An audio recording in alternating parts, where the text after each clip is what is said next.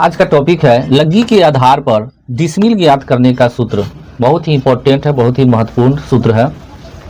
Decimal बराबर क्या होता है तो धूर गुने लग्गी स्क्वायर भागे कितना तो 968/5 अथवा डिसमिल बराबर धूर गुने लग्गी स्क्वायर बटा 193.6।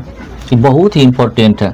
इस सूत्र पर आप एक धूर में कितना डिसमिल होता है, 2 धूर में कितना डिसमिल होता है, 3 धूर में कितना होता है, 20 धूर में कितना होता है, 1 कट्ठा में कितना होता है, एक बीघा में कितना होता है, 1 एकड़ में कितना होता है, 1 हेक्टेयर में कितना होता है, 1 ईयर में कितना होता है, बड़ा ही आसानी से इसके आधार पर निकाला जा सकता है।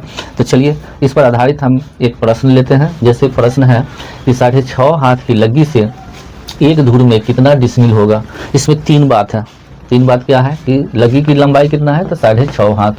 अच्छा, किसका मान ज्ञात करने के लिए कहता है तो कहता है कि एक धूर में कितना डिसमिल होगा, माने एक धूर का मान कौन सी में निकालना है, डिसमिल में निकालना है। तो चलिए डिसमिल बराबर क्या होता है हम इस सूत्र पर सजा देते हैं। डिसमिल बराबर धूर गुने लग्गी स्क्वायर। तो हम यहाँ लिखे कि डिसमिल बराबर धूर कितना है तो धूर हम एक धूर का मान निकालना है तो 1 लिख दिए गुने अब लग्गी स्क्वायर। तो लग्गी की लंबाई कितना है 6.5 हाथ, तो 6.5 हाथ का स्क्वायर कर दिए।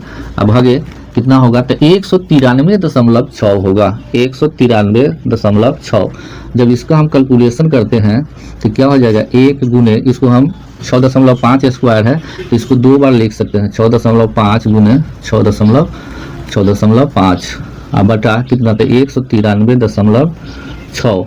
अब जब इस सबको अगर गुना करते हैं तो हमको गुणनफल कितना आता है 42.25 आता है भागे कितना 193.6। जब इसको भाग करते हैं, भाग करने के बाद हमारा भागफल कितना प्राप्त होता है तो 0.2183 डिसमिल।